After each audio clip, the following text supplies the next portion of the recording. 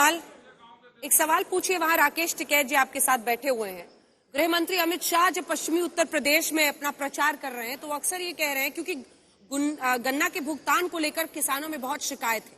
उन्होंने कहा है कि अपने इलेक्शन मैनिफेस्टो में हम डालेंगे कि अगर भुगतान वक्त पर नहीं होगा तो फिर ब्याज के साथ उसका भुगतान किया जाए। क्या इस बात पर उन लोगों को भरोसा होता है? ड्रोन्स के जरिए किस तरह से क्रॉप्स के मैक्सिमाइजेशन, उसके साथ इन पेस्टिसाइड के छिड़काव के लिए बहुत सारी चीजों की बात हुई है। जो एमएसपी है उसके लिए निर्धारित किया गया है, जो डायरेक्ट बेनिफिट ट्रांसफर जिसका किया जाएगा। इन दोनों पर पॉइंटेड सवाल उनसे पूछ लीजिए।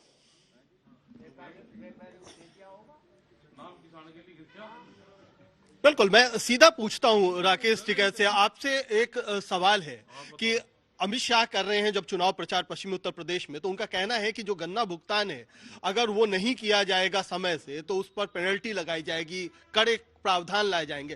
क्या आपको लगता है कि ये जो तमाम बातें हैं उसका कुछ असर होगा? वो तो कानून है कि वो भुगतान समय पे 14 दिन में नहीं देंगे तो उस पर ब्याज देंगे। 6,000 करोड़ रुपए का ब्याज पिछले 5 साल का है। दे तो हमारा 6,000 करोड़ रुपए का ब्याज हो, वो दे नहीं रहे। ये गांव के आदमी सीधे भाड़े ना, बजट का कुछ नहीं पता। इनसे पूछ लो, जो 2,500 करोड़ रुपए बता रहे कि बजट में दिया, वो कहाँ गया होगा जी? 2,500 करोड़ रुपए बतावे सरकार। नहीं, एक बात आपसे, उनसे तो हम सवाल पूछेंगे। जो दूसरा सवाल है ये कि जो एमएसपी को लेकर के 2.7 लाख करोड़ की बात हो रही है, तो वो एमएसपी पर किसान की जेब में ही तो आएगा। कहाँ जा रहा जेब में? जो किसान अपना 40 क्विंटल धान नहीं बेच पाता, वो लाइन में लगा हुआ है। 20,000 क्विंटल, 30,000, 40,000 क्विंटल एक व्यापारी सस्ते में खरीद करके कहां बेचता है? वो मंडी हमको बता दो भाई। व्यापारी सस्ते में खरीदेगा, ट्रक में लोड करेगा, फिर उसको बेचेगा। वो मंडी कहां है जहां पे व्यापारी 40,000 क्विंटल बेचता है? वो व्यापारी बेचता है। अच्छा, एमएसपी से अंजना बात करना चाहती हैं, आप ये लगा लें। ठीक है, थोड़ी देर में हम लोग उनके पास चलेंगे, आप कनेक्ट कीजिए उनको। सभी लोग हमारे साथ जुड़े हुए हैं। ठीक है, जुड़ गए हमारे साथ। ये जो बड़ी बातें हैं उस पर जल्दी से अगर आपसे टिकैत साहब रिस्पांस ले लें, क्योंकि यहां से भी अगर किसी को सवाल करना, प्रभु जी, सिद्धार्थ आप भी पूछ सकते हैं राकेश जी से सवाल। किसानों के मद्देनजर जो कृषि मंत्रालय है उसका दायरा बढ़ाया जाएगा, ये बोला गया है। एमएसपी पर रिकॉर्ड खरीदारी की जाएगी, उसके लिए बाकायदा जो अमाउंट है वो भी निर्धारित किया गया है। कहा जा रहा है कि डायरेक्ट बेनिफिट ट्रांसफर करेंगे, वो अकाउंट में होता है सीधा। राकेश जी आप भी जानते हैं, क्योंकि आपने पहले पूछा था कहां देंगे पैसा, तो वो एक चीज है। दूसरा, ड्रोन्स के इस्तेमाल की बात कर रहे हैं। तीसरा, जिसमें मैं प्रतिक्रिया चाह रही थी, ये ब्याज वाला, कि अगर गन्ने का भुगतान वक्त पर नहीं होगा तो ब्याज दरें देनी पड़ेंगी, ये सुनिश्चित हम करेंगे। इस बात को बीजेपी और गृह मंत्री कह रहे हैं हम अपने बीजेपी के मैनिफेस्टो में डालेंगे। इन सब पर आपकी प्रतिक्रिया सिलसिलेवार ढंग से, राकेश जी। नहीं डालोगे कहाँ? देखो, गन्ना सुनो, गन्ना एक्ट में अगर 14 दिन में भुगतान नहीं होगा तो ब्याज देने का प्रावधान है, लेकिन पैसा मिलता नहीं। 5 साल से तो इन्हीं की सरकार है भाई। इन्होंने 5 साल से दिया हो, गन्ना एक्ट में कोई संशोधन करा हो, वो देने का है। और 11-11 महीने से गन्ने का भुगतान नहीं हुआ। पिछले साल का भी मार्च से भुगतान बकाया है, वो तो है आज भी। और इसको डिजिटल उससे जोड़ दो ना।